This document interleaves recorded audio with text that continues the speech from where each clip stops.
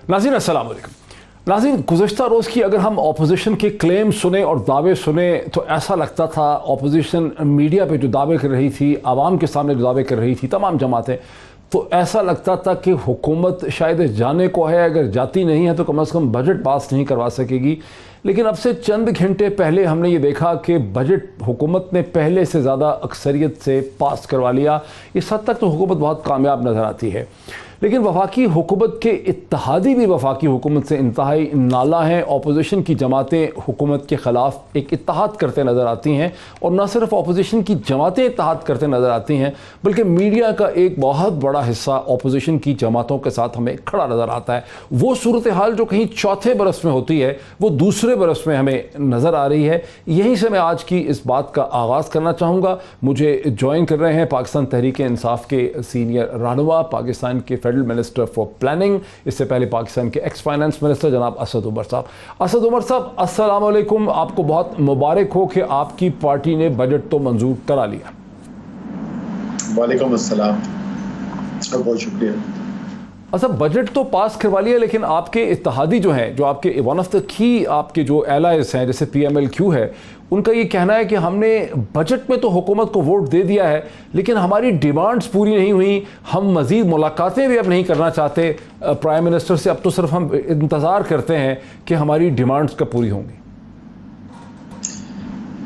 लेकिन जब जहाँ पे साथ मिलकर काम करते हैं, साथ घर में अगर बैठते हैं, तो वहाँ पर भी कुछ ना कुछ रंजिशें भी होती हैं, कुछ तकाज़े भी होते हैं। तो वो जाहिर है जो एक इत्तेहाद है, कोalition है, उसके अंदर भी चलता रहता है, पार्टी के अंदर भी चलता रहता है। पार्टी के MNAs भी कहते हैं जी हमें ये चाहिए, या हमारा फलाना काम नहीं हो रहा। तो इस किस्म की बातचीत तो चलती रहती है, सियासत का हिस्सा होती है। लेकिन ये जो पिछले चंद दिनों से एक माहौल बनाया जा रहा था कि बस इमरान खान ये गए और वो गए, तो वो हमने आपको पहले भी बताया था कि ना ऐसा कुछ होने वाला है, ना जो ये चाहते हैं, जो इसकी उम्मीद रखते हैं, ना उनको ये उम्मीद रखनी चाहिए। तो अपोजिशन के साथ तो जाहिर है मुकाबला चलता ही रहेगा, लेकिन इत्तेहादियों के साथ जो है हम साथ बैठे भी हैं। और ये भी मैं बता दूं कि कुछ इत्तेहादियों के जो हमसे गिले शिकवे हैं वो जायज़ भी हैं। हर काम हमने जिस तरीके से हमें कर लेना चाहिए था वो नहीं कर पाए हैं। लेकिन जब कल भी ऐसे वज़ीर आज़म कह रहे थे कि आपको मेरी नीयत पे तो शक नहीं है ना, ये मैं वादा सिर्फ वो करता हूँ जो मुझे पता है कि मैं पूरा कर सकूंगा, जो मैं नहीं पूरा कर सकता वो मैं आपको बोलता ही नहीं हूँ। तो हो सकता है कोई देर हो जाए कभी कुछ चीज़ों के अंदर, और जाहिर है अभी जो पिछला टाइम गुजरा है, पिछले 3-4 महीने, तो वो तो कोविड की वजह से, जो कोरोना के असरात हुए हैं उसकी वजह से बहुत सारे काम डिले हुए हैं। लेकिन ऐसी कोई परेशानी की बात न थी, न है अभी। आपने कहा ना कि एक माहौल ऐसा चंद दिनों से बनाया जा रहा था कि प्राइम मिनिस्टर इमरान खान अब जा रहे हैं, पता नहीं जाने वाले हैं। कौन बना रहा था असद उमर साहब, आपकी दांस में आप क्या समझते हैं, कौन ये माहौल बना रहा था? तो जाहिर है ओपोजिशन जो है वो एक ये माहौल बनाने की कोशिश कर रही थी। हो सकता है कि उनमें कोई उम्मीद पैदा भी हो गई हो। तज्जिया निगार हर किस्म के होते हैं, और कई लोगों के तज्जिए के अंदर बहुत बड़ी दरार पड़ चुकी थी, तहरीक इंसाफ तितर बितर हुई भी थी। फिर अल्हम्दुलिल्लाह कुछ हमारे दोस्तों ने भी उसके अंदर अपनी बातें करके उसके अंदर मजीद रंग भर दिया।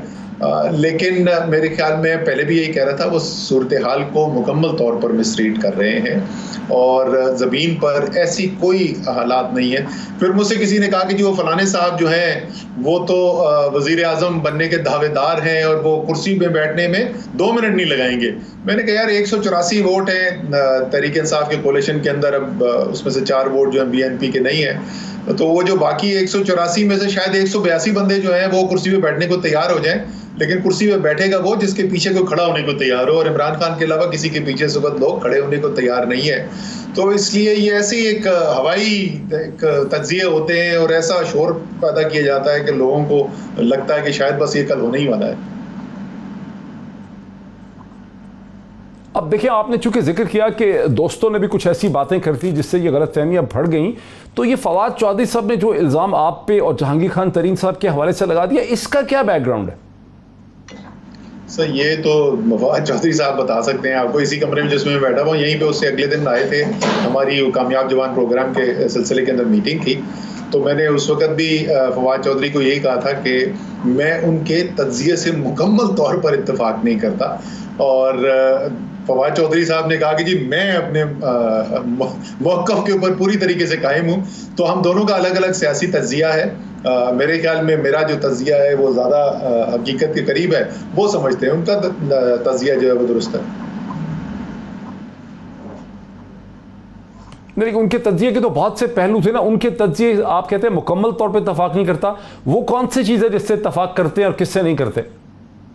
नहीं, मैं तो कह रहा हूँ मैं मुकम्मल तौर पे इत्तेफाक नहीं करता। ये तो मैं कह रहा हूँ ऐसा नहीं है कि उसका कुछ पहलू है जिससे इत्तेफाक करता हूँ और कुछ से नहीं करता। देखिए, दो उन्होंने बुनियादी बातें की। एक तो उन्होंने कहा कि तहरीक इंसाफ फेल कर गई है डिलीवर करने के अंदर, मैं उससे बिल्कुल इत्तेफाक ही नहीं करता। मैं आपको एक बहुत लंबी फहरिस्त बता सकता हूँ कि तहरीक इंसाफ जो है वो क्या क्या चीज़ के अंदर पहले से मुख्तलिफ काम करने के अंदर कामयाब हुई और क्या कामयाबी उसने हासिल की, किस मुश्किल तरीके के हालात के अंदर भी हमने अबूर हासिल किया, इमरान खान की क़यादत के अंदर तहरीक इंसाफ ने डिलीवर किया। दूसरा उनका कहना ये था कि इसकी वजह, मैं तो पहले ही मफरूज़े पे एग्री नहीं करता, दूसरा ये था ये इस वजह से हो गया कि आपस में बेतहाशा लड़ाई है असद उमर और जहांगीर तरीन और शाह महमूद कुरैशी के ग्रुप्स की।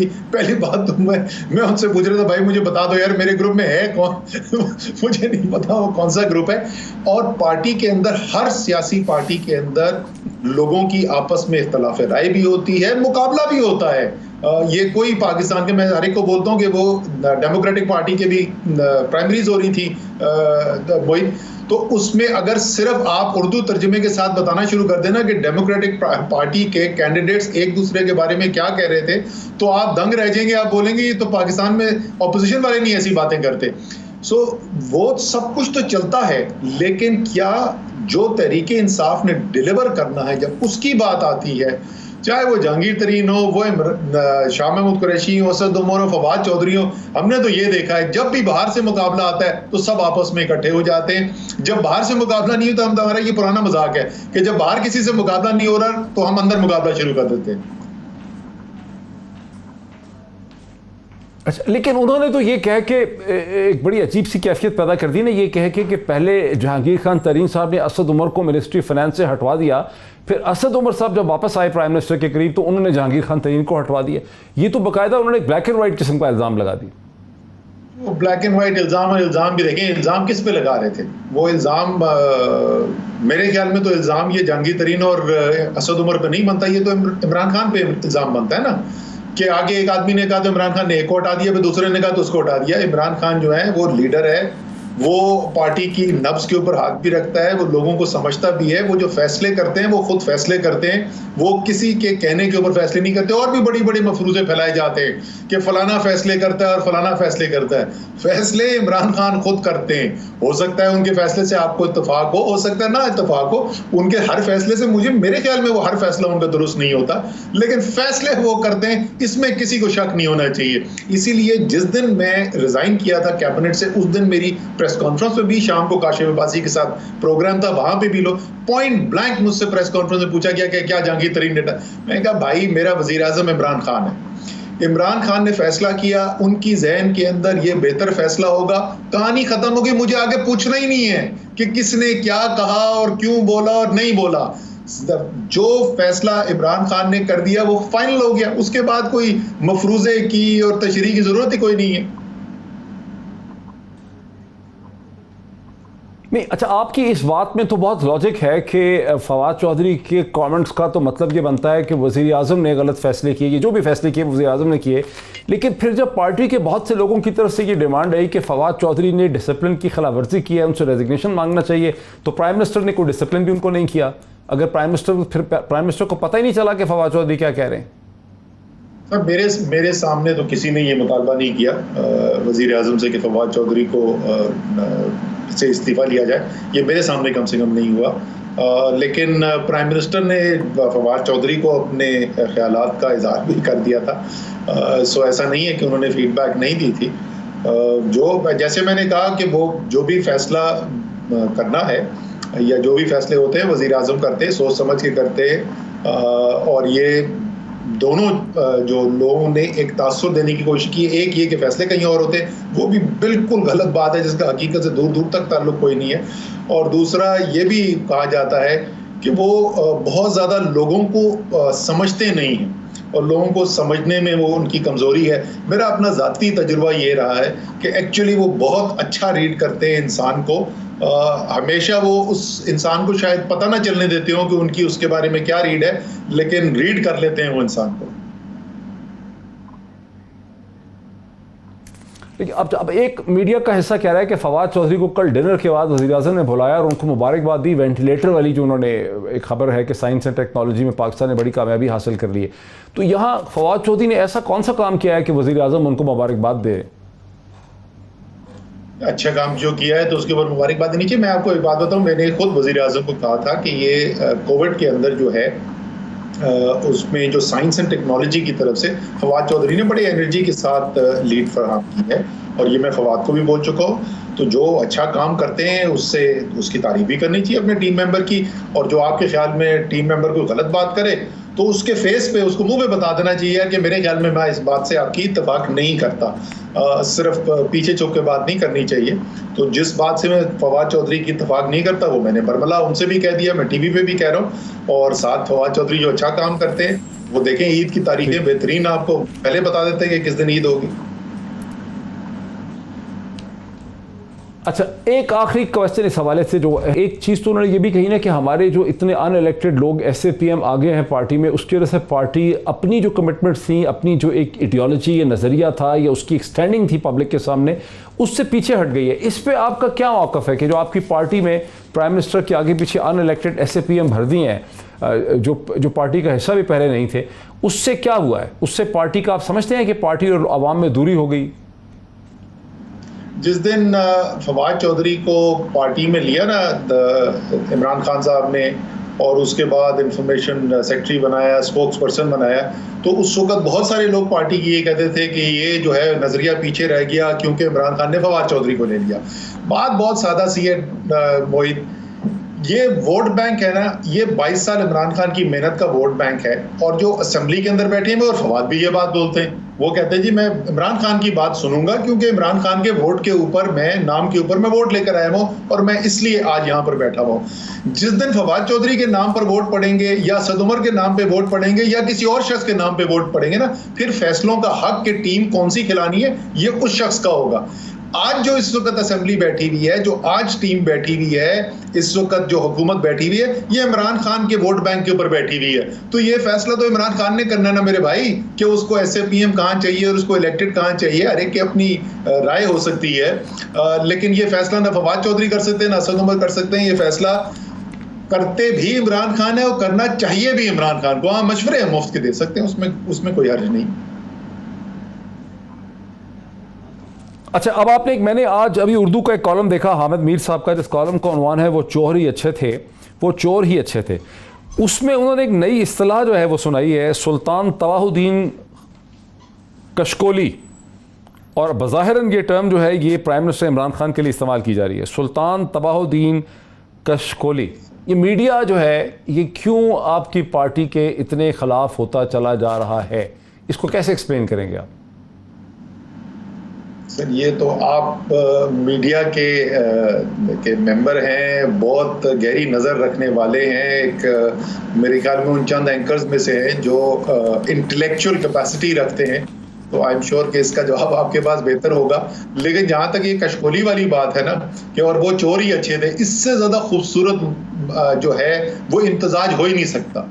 एक तरफ वो जिन्होंने ज़ात के लिए चोरी की और दूसरी तरफ वो जो कासा फैलाए अपनी आवाम की बेहतरी के लिए, किसी के सामने भी कशकोल रखने को अपनी शर्म नहीं महसूस करता, अपनी ज़ात के लिए नहीं। चाहे वो शौकत खानम हो, चाहे वो नमल यूनिवर्सिटी हो, चाहे वो सैलाब सदगान की मदद करनी हो, या वो पाकिस्तान की आवाम के लिए दूसरे ममालिक से मदद लेनी हो, वो पाकिस्तान की आवाम के लिए मांगता है, वो पाकिस्तान की आवाम के लिए मेहनत करता है।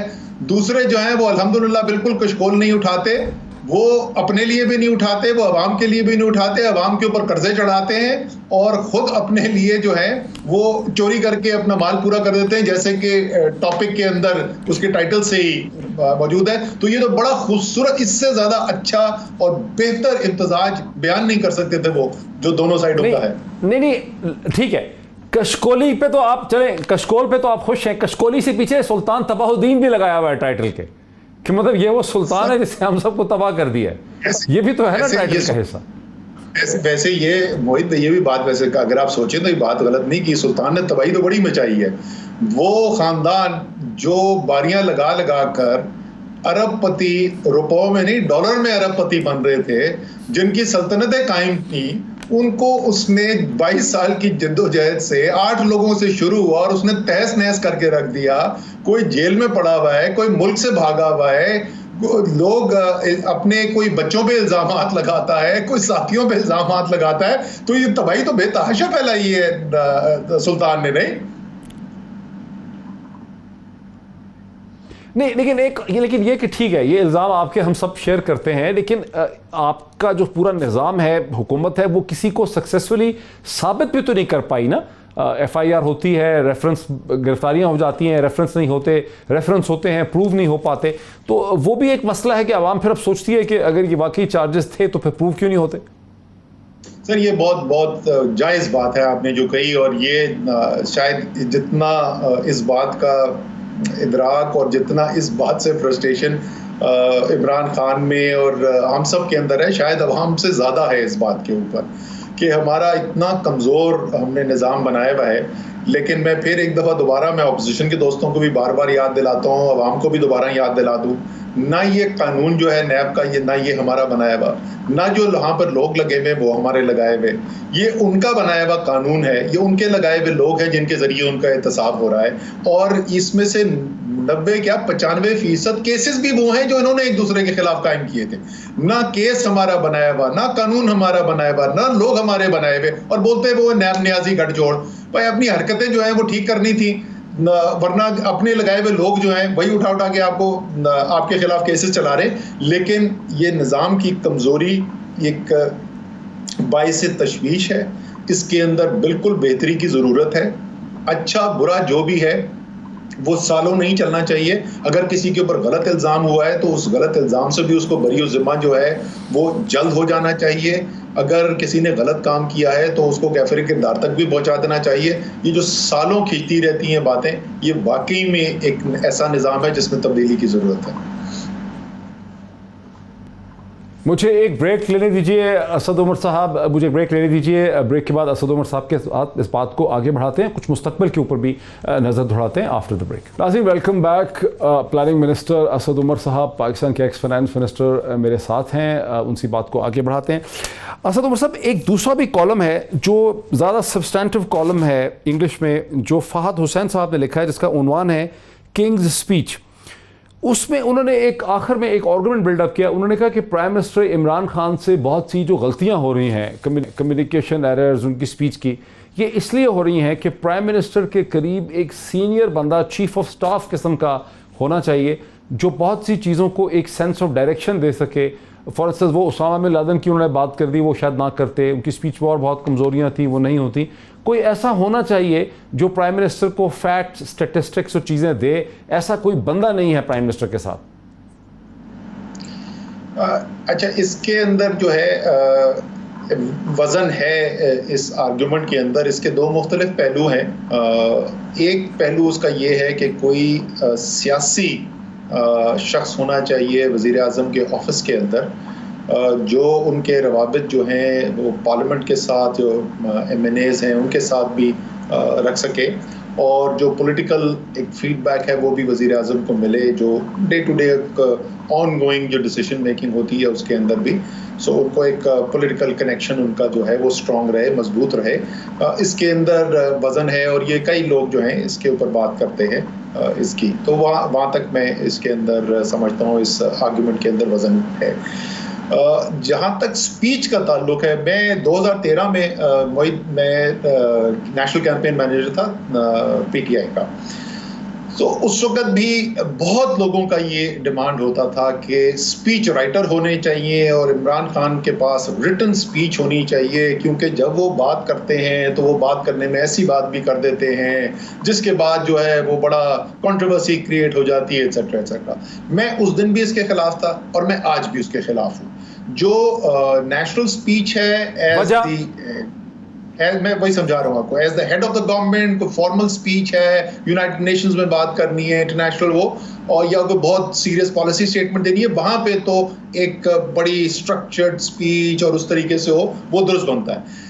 जब सियासी बात की बात होती है, अवाम से बात करने की, इमरान खान की सबसे बड़ी स्ट्रेंथ क्या है? क्या इमरान खान को लोग इसलिए सपोर्ट करते हैं कि वो समझते हैं कि वो एडमिनिस्ट्रेटर बहुत अच्छे हैं, या ये कि वो सबसे अच्छे मुकर्रर हैं? ये सब चीजें नहीं है, या वो बहुत बड़े एक सियासी खानदान की कोई गद्दी के जानशीन है, ये वजूहत नहीं है। इमरान खान को लोग बुनियादी तौर के ऊपर, जाहिर है एक दो से ज्यादा वजह होती है, बस दो बड़ी वजह जो है क्यों पाकिस्तान के अवाम को सपोर्ट करते हैं। एक, वो समझते हैं इमरान खान सच्चा आदमी है, जो उसके दिल की बात होती है वो उसकी जुबान के ऊपर होती है, और वो जो हमसे करता है बात वो दिल से करता है। और दूसरी कि वो दलेर आदमी है, वो फैसले करते हुए डरता नहीं है, जो चीज दुरुस्त होगी, जो हक पे होगी, जो इंसाफ पे होगी, जो बेहतरी के लिए होगी, वो उसके लिए मुश्किल से मुश्किल फैसला करने को तैयार है। अगर आप तहरीक इंसाफ के वोटर से जाके बात करेंगे तो निचोड़ आपको ये नजर आएगा इन चीजों का। तो इमरान खान की बिल्कुल प्रिपेयर्ड टेक्स्ट हो जिसमें बहुत अच्छे स्पीच राइटर, मेरे ख्याल में इमरान खान को ही खत्म कर देंगे। इमरान खान की जो स्ट्रेंथ है, दिल से बात करते हैं, और मैं एक नहीं, मैं आपको 50 एग्जांपल दे सकता हूं। वो स्पीचेस जो अवाम पे सबसे ज्यादा असर छोड़ती हैं वो होती हैं इमरान खान की, जहां वो उन मौजूआत पर बात करते हैं जो उनके दिल के करीब हैं, वो जो पैशन से, वो जो जज्बे से बोलते हैं, जिस वो यकीन से बोलते हैं, और वही इमरान खान को मुनफरिद करता है बाकी जो पॉलिटिकल पार्टीज के लीडर्स हैं उनसे। अच्छा, अब ये खाली पे इमरान खान पे नहीं, मतलब एक आम तासुर हो गया कि जो भी मिनिस्टर कहीं पे भी जो बात करता है वो सोचता ज़्यादा नहीं है, सोचे समझे बगैर बात करता है। गुलाम सरवर खान साहब ने नेशनल असम्बली में PIA में फेक पॉयलेट्स के हवाले से जो बात की, लाइसेंसेस के हवाले से, उसका नतीजा ये निकला है कि IATA ने उसका नोटिस ले लिया, यूरोपियन यूनियन के फ्लाइंग ऑर्गेनाइजेशन जो भी है एसोसिएशन, उसने भी ले लिया, और वियतनाम में जहां दर्जनों पाकिस्तानी पायलट्स मुलाजमत कर रहे थे उन सबको उन्होंने फिलहाल सस्पेंड कर दिया है till the verification of the licences. जो वियतनाम की वियतनाम सिविल एविएशन अथॉरिटी है उसने भी वहां पे एक्शन ले लिया, बाकी जगहों पर भी शायद ये एक्शन हो सकता है। तो क्या ये ज़रूरी नहीं है मिनिस्टर्स के लिए कि वो सोच समझ के बात करें और सोचें कि सिर्फ ऑपोजिशन पे वो हिट नहीं कर रहे, वहां पॉइंट स्कोरिंग नहीं कर रहे, बल्कि उसकी लार्जर इंप्लीकेशंस क्या होंगी? अगर आप मुझे इजाज़त दें तो मैं आपको एक शेर सुनाऊं जो मेरा बड़ा पसंदीदा शेर है, और मैं लोगों को ये मशवरा भी देता हूँ। लाजिम है दिल के पास रहे पासबान अक्ल, लेकिन कभी कभी इसे तन्हा भी छोड़ दें। तो जो बड़े फैसले होते हैं जिंदगी के, या बड़े कौमी फैसले जो हैं, उसमें अक्ल शऊर के बाद इंसान दिल से फैसले करता है, बड़े फैसले होते हैं, लेकिन जोर है कभी कभी पर। आप जो लाजिम में दिल के पास रहे पासबान अक्ल, तो जाहिर है कि जब आप मैटर्स ऑफ स्टेट क्राफ्ट से डील कर रहे हैं, जब आप गवर्नमेंट के डिसीजन मेकिंग कर रहे हैं, तो आपको बड़े सोच समझ के और नपे तुले अंदाज के अंदर आपने अपने फैसले कम्युनिकेट करने हैं। अवामी जो चीज़ें हैं और जो बड़े एक नज़्बुलैन के फैसले हैं वो अलग हैं, जिनका मैं पहले जिक्र कर चुका हूँ, लेकिन आपकी बात दुरुस्त है। और इसमें से कुछ ऐसे ज़रूर केसेस हुए हैं जहां पर मुझसे या मेरे काबीना के दूसरे साथियों से कभी कभी ऐसी बात हो जाती है जो ज़रा ज़्यादा बेहतर तरीके से की जा सकती है। अच्छा सर, मेरी टीम ने एक आपका क्लिप निकाला है जो आपने बाद आपने मीडिया से बात करते हुए कुछ अदाद शुमार पे कमेंट किया है कि हमने जितने वोट लिए हैं वो उससे भी ज़्यादा है जितने प्राइम मिनिस्टर को मिले थे। वो आप सुन ले, आप उसकी वजाहत कर दें कि क्या है। देखिए, पहली बात तो ये जो इशाइये के नंबर काउंट, ये मैंने पाकिस्तान की तारीख में पहली दफ़ा देखा है कि इशाइये में कितने लोग आए थे, उनको गिना जा रहा था। लेकिन हकीकत ये है कि आज से 2 साल पहले जो वज़ीर आज़म इमरान खान जो है मुंतखब हुए थे, उनका जो वोट पड़ा था, उस दिन जितनी अक्सरियत थी तहरीक इंसाफ और उसकी इत्तेहादी जमातों की, आज बजट के वोट में उससे ज़्यादा थी। तमाम अपोजिशन के दावे, बुलंद बांग दावे, और कुछ अफलातून एंकर्स के तज्जिए और उनके दावे और नतीजा ये निकला कि पहले से भी ज़्यादा अक्सरियत बढ़ चुकी है। अच्छा सर, अब तो वोट पड़े 160, उस वक्त तो 172 मिनिमम चाहिए थे, 176 शायद पड़े थे, या आपने क्या कहना चाह रहे थे आप? नहीं, मैं अक्सरियत की बात कर रहा था भाई, थी वो मेरे से गलती होगी थी, इसलिए मैंने जो ट्वीट किया ना बाद में, तो वो ट्वीट में मैंने वो कंपैरिजन, जो वोट का कंपैरिजन है, वो पिछले साल के बजट से किया था। 29 की वोट की लीड थी पिछली दफा, इस दफा 41 की वोट की लीड है। जो प्राइम मिनिस्टर का इलेक्शन हुआ था तो उस वक्त हमारे 176 वोट थे, और उस वक्त ऑपोजिशन के पास, उसमें कुछ ड्यूल सीट्स होती हैं तो कुछ सीट्स उसके अंदर फिल्ड इन नहीं थी, तो ऑपोजिशन से हमारा गैप जो है वो लगभग 25 वोट्स का गैप था। मुझे एग्जैक्ट नंबर नहीं याद, बट लगभग 25 वोट्स का गैप था, जो अब 41 का गैप हो चुका है। लेकिन वो वोटिंग, जो एक्चुअल वोटिंग हुई थी, उसके अंदर बहुत सारे ऑपोजिशन वालों ने वोट ही नहीं किया था, तो आई थिंक शहबाज शरीफ साहब को सिर्फ 96 वोट पड़ा था उस वक्त। अच्छा, ब्रेक से पहले एक चीज़ की मुझे थोड़ी सी वजाहत कर दें कि आप कैसे एक्सप्लेन करेंगे एक आम आदमी को कि एक ही दिन में आपकी हुकूमत ने महज चंद हफ्ते नीचे रखी पेट्रोल की कीमत, फिर एक ही दिन में 25 रुपये उसकी कीमत बढ़ाई, जबकि पेट्रोल माफिया होर्डिंग हो रही थी आपकी हुकूमत के। खुद लोग कहते हैं कि ऑयल मैनेजमेंट जो कंपनीज़ हैं, ऑयल मार्केटिंग कंपनीज़, OMCs जो हैं, इन लोगों ने होर्डिंग की छुपाया, बजाय इसके कि होर्डर से निपटते आपने तेल की कीमत बढ़ा दी 25 रुपये एक दिन में। ये अभी आप मुझसे पूछ रहे हैं या ब्रेक के बाद पूछना चाहते हैं?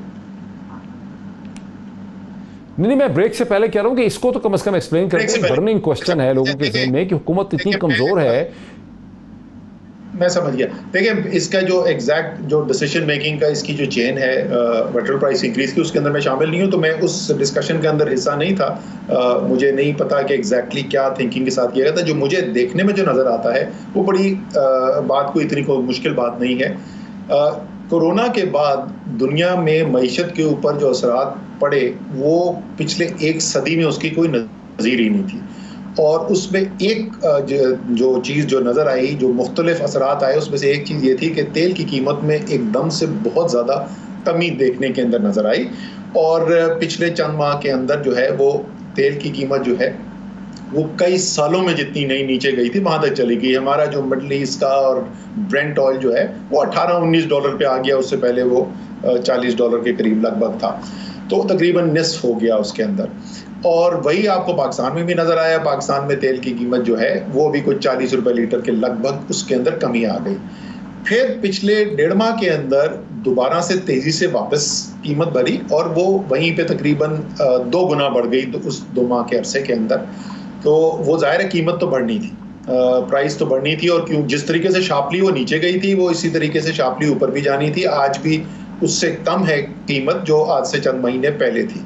वो एक गो के अंदर क्यों किया गया, वो फौरी तौर पे क्यों किया गया, मैं उसके अंदर कल काबीना होगी, उसके अंदर ये सवाल पूछे जाएंगे तो पता चल जाएगा। लेकिन मोटी मोटी बात ये है, जिस वक्त तेल की कीमत नीचे गई तो प्राइसेस नीचे आ गई पाकिस्तान के अंदर भी, और जब वो वापस से ऊपर गई तो उसमें इजाफा हुआ कीमत के अंदर। अच्छा, मुझे एक ब्रेक लेने दीजिए। ब्रेक के बाद मैं वापस आके आपसे समझना चाहूँगा कि आपकी हुकूमत अब तक अपनी कार्रवाई बता क्या सकती है अचीवमेंट की शक्ल में, जितनी मुखालफत आपके खिलाफ मीडिया और अपोजिशन में पाई जाती है। आफ्टर द ब्रेक नाज़रीन, वेलकम बैक। पाकिस्तान के प्लानिंग मिनिस्टर जनाब असद उमर साहब, पाकिस्तान के एक्स फाइनेंस मिनिस्टर इस वक्त मेरे साथ हैं। असद उमर साहब, इस वक्त एक बड़ा बुनियादी सवाल है, 8-9 मिनट हमारे पास है इसे एड्रेस करने के लिए। ये जो एक ऑपोजिशन में और मीडिया में, या बड़े बड़े जो मीडिया के ओपिनियन मेकर्स हैं उनके दरमियान एक इत्तेहाद है, उसमें शायद एक इनसिक्योरिटी है कि लोग समझते हैं कि आपकी हुकूमत के पास कंक्रीट टर्म्स में, मटेरियल टर्म्स में कोई अचीवमेंट नहीं है दिखाने की। आपने कहा था हम 10 मिलियन जॉब्स क्रिएट करेंगे, आपने 5 लाख हाउसिंग यूनिट बनाने की बात की थी, आपने इकॉनमी को बेहतर करने की बात की थी, लेकिन 2 बरस ख़त्म होने को हैं, 20 अगस्त को 2 बरस हो जाएंगे, और तमाम लोगों को ये लगता है कि आपकी हुकूमत के पास ना ये कि दिखाने को कुछ नहीं है, बल्कि अगले 12 महीने में भी कोई चीज़ ऐसी नज़र नहीं आ रही कि आप लोगों को दिखा सकें कि आपने कुछ किया है। इस पर आपका क्या रद्द-ए-अमल है?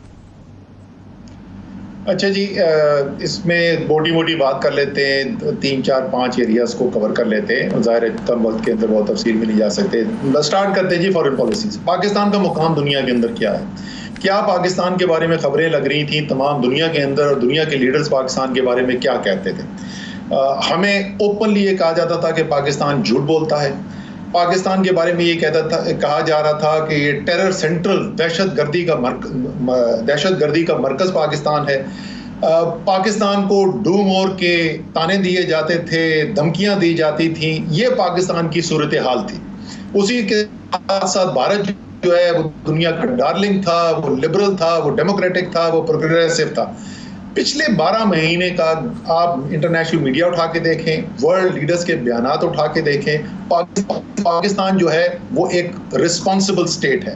पाकिस्तान जो है वो अमन का स्टेट है। पाकिस्तान करतारपुर खोल रहा है। भारत जो है वो अपनी अकलियतों के साथ दहशतगर्दी कर रहा है। पाकिस्तान तुर्की और मलेशिया जो है और कतर जो है उनके साथ भी उसके रिलेशनशिप अच्छे चल रहे हैं। अमेरिका पाकिस्तान को कह रहे हैं कि हम पाकिस्तान जो है वो एक कंस्ट्रक्टिव पार्टनर फॉर पीस है इस रीजन के अंदर। आपको भारत का जो कंप्लीट डोमिनेंट पोजीशन इमर्जिंग नजर आती थी अफगानिस्तान के अंदर, अब आपको भारत कहीं सामने नजर नहीं आ रहा। भारत बिल्कुल रिसीड कर गया वहां पे। और मैं इस तरीके की 10 आपको मिसालें दे सकता हूं कि फॉरेन पॉलिसी के फ्रंट के अंदर बुनियादी रिस्ट्रक्चरिंग, पाकिस्तान का मुकाम जो था वही बदल गया है। और आप सिर्फ पिछले 6 महीने का अगर न्यूयॉर्क टाइम्स पढ़ लें और उसमें देखें कि भारत के बारे में क्या कहा जा रहा है और पाकिस्तान के बारे में क्या कहा जा रहा है, वहीं से आपको फर्क नजर आ जाएगा। दूसरी चीज के ऊपर आपने खुद ही बार बार हिंदुस्तान की तरफ इशारा किया, कहीं उसकी वजह ये तो नहीं है कि आपकी परफॉर्मेंस से ज्यादा नरेंद्र मोदी की गलतियों की वजह से आपको एक स्पेस मिल गई है दुनिया में? सर, ये नरेंद्र मोदी वही नरेंद्र मोदी है जो 5 साल पहले भी था, जो 2 साल पहले भी था। उस वक्त नरेंद्र मोदी वही काम कर रहा था जो आज करता है, लेकिन पाकिस्तान के वजीर आजम की जुबान से कुलभूषण का नाम नहीं आता था। आज पाकिस्तान का वजीर आजम खड़ा हुआ पाकिस्तान की अवाम के अंदर, उसने दुनिया को बताया कि ये आरएसएस जो है, ये मोदी जो है, ये नाजी फिलॉसफी के फॉलोअर्स हैं, ये गोबल्स को फॉलो करने वाले हैं, ये वही माइनॉरिटीज के साथ करना चाहते हैं जो नाजीज ने कहा था। एक कंप्लीट रीओरिएंटेशन कर दी पाकिस्तान की पोजीशनिंग के अंदर। फिर आइए दूसरी चीज जो उसकी सबसे ज्यादा इमरान खान करते हैं, ये मान लेते हैं कि आपकी फॉरेन पॉलिसी आपका एक स्ट्रॉन्ग प्लैंक है। ये मान लेते हैं, आपके क्रिटिक को भी मानना पड़ेगा कि फॉरेन पॉलिसी आपकी हुकूमत की एक आपकी कामयाबी है, वो आपका स्ट्रॉन्ग प्लान है। लेकिन जितनी फॉरेन पॉलिसी कामयाब है उतनी ही माशी पॉलिसी बदहाली का शिकार है। आपके मिनिस्टर्स टीवी प्रोग्राम में आकर सिर्फ 2-3 जुमले दोहराते हैं कि हमने करंट अफेयर का डेफिसिट कम कर दिया है और कोई चीज नहीं कहने को। सर, मैं अगर आप मुझे मौका दें, मैं वही कहना शुरू किया था जो मुझे काट दिया। सबसे ज्यादा बात क्या करते हैं इमरान खान, कि किस बात का वो बार बार अदा करते हैं, उनकी क्या मरकजियत क्या है उनके मायशी प्लान के अंदर, कि मैंने गरीब की जिंदगी बेहतर करनी है, मैंने उसकी जिंदगी को आसान बनाना है, सहल बनाना है। पाकिस्तान की तारीख का तो है ही है सबसे बड़ा प्रोग्राम एहसास। ये इस वक्त दुनिया के अंदर जो तबाही फैली है पिछले 3 माह के अंदर, कौन सा मुल्क है जिसके गरीब लोगों की और सफेद पोश की मदद करने के प्लान को इंटरनेशनल आलमी बरादरी ने, आलमी एजेंसीज ने रोल मॉडल करार किया है। 1 करोड़ 20 लाख खानदान, 1/3 पाकिस्तान है। ये कुछ छोटी लोगों की नहीं बात कर रहा। 2 माह के अंदर 1/3 पाकिस्तान को नकद कैश पहुंचाया गया। कोई इल्जाम नहीं लगा कि इमरान खान के रिश्तेदार के पास गया या कोई उसके अंदर। ऑपोजिशन आपके फिगर्स को चैलेंज करती जी। ऑपोजिशन आपके फिगर्स नहीं मानती। ऑपोजिशन आपके फिगर्स नहीं मानती। कौन सा फिगर? वो कहते हैं कि ये डिस्ट्रीब्यूशन की नहीं आपने। अच्छा, दूसरा भी देखिए ना सर, एक कि ये डिस्ट्रीब्यूशन जो आप कहते हैं कि कितने लोगों में की, फिगर सही नहीं। सर, 1 करोड़ से ज्यादा खानदानों को नादरा वेरीफाइड CNIC समेत, लेकिन आपको CNIC के साथ बता सकते कि किस किस को दिया गया। लेकिन असद, आप उनको रुपयों में पैसे दे रहे हैं। रुपए की तो कीमत आधी रह गई। रुपए की कीमत में तकरीबन 30, 40, 50% कमी हो चुकी है, मसलसल हो रही है। उसके बारे में क्या? सर, ये आप मुझे जवाब देना। आपने पूछा मैंने क्या किया, मुझे जवाब दे देना ना। मैं क्योंकि आए शाय नहीं मार रहा हूं, मैं आपसे स्पेसिफिक चीजें बता रहा हूं। अब आगे मईशत के लिए क्या किया, आप मुझे ये बताएं। पाकिस्तान में आज सर्वे करके बताएं कि पाकिस्तान की जो लॉन्ग टर्म हमारी माशी जो इस्तेकाम है, उसके लिए सबसे अहम चीज क्या है। और मैं आपको गारंटी करता हूं कि पाकिस्तान की अवाम में सबसे ज्यादा लोग जो जवाब देंगे वो कहेंगे पानी का जो इस वक्त क्राइसिस खड़ा हो गया पाकिस्तान में। चारों तरफ आप पाकिस्तान के अंदर चले जाए, पाकिस्तान में क्राइसिस है। 2/3 पाकिस्तान जो है वो ज़राअत के ऊपर मबनी है और ज़राअत के अंदर पानी का क्राइसिस है। पाकिस्तान की तारीख में पहली दफा हो रहा है, एक नहीं, दो नहीं, 3 बड़े डैम्स एक साथ काम कर रहे हैं और काम शुरू हो गया है। दासू है, मोहम्मद है, दियामीर बादशाह है, वो डैम जिनके फीते कटते रहते थे और ग्राउंड पे कुछ नहीं नजर आता था, वहां पे ग्राउंड पे काम शुरू हो रहे हैं। ये तरक्याती मंसूबों की मैं बात कर रहा हूं। पाकिस्तान की तारीख का सबसे बड़ा रेलवेज का मंसूबा 72 साल के अंदर जितना रेलवेज में काम नहीं हुआ, वो ML1 का मंसूबा जो अभी मंजूर किया गया है, अगले PSDP में डाला हुआ है, पाकिस्तान की तारीख का सबसे बड़ा मंसूबा है। बलोचिस्तान की तारीख का सबसे ज्यादा डेवलपमेंट बजट जो दिया गया है वो इस बजट के अंदर दिया गया, और आप देखेंगे बलोचिस्तान के अंदर तरक्की होते हुए ग्राउंड के अंदर। फाटा को रिकॉर्ड पैसा दिया गया है इस हुकूमत से फाटा की डेवलपमेंट के लिए, क्योंकि हम गरीब की बात करते हैं, हम पाकिस्तान के पसमानदा इलाकों की बात करते हैं। अब आज और भी सुनना चाहते हैं मैक्रो इकोनॉमिक इंडिकेटर्स में, उनकी भी बात करता हूं अगर आप चाहते हैं तो। मेरा वक्त असद साहब बिल्कुल खत्म हो गया है। ये इस पे मुकम्मल आपसे बहस मजीद करनी चाहिए, आप हमारे लिए वक्त निकालें कि क्या किया क्या नहीं कर सके, इसके ऊपर मजीद हमें एक बहस करनी चाहिए। वक्त खत्म हो गया। नाज़रीन, आपने असद उमर साहब को सुना तफसील से, मुख्तलिफ इशूज़ के ऊपर फैसला आप ही का है। आज इतना ही, फिर आपसे मुलाकात होती है। बहुत शुक्रिया।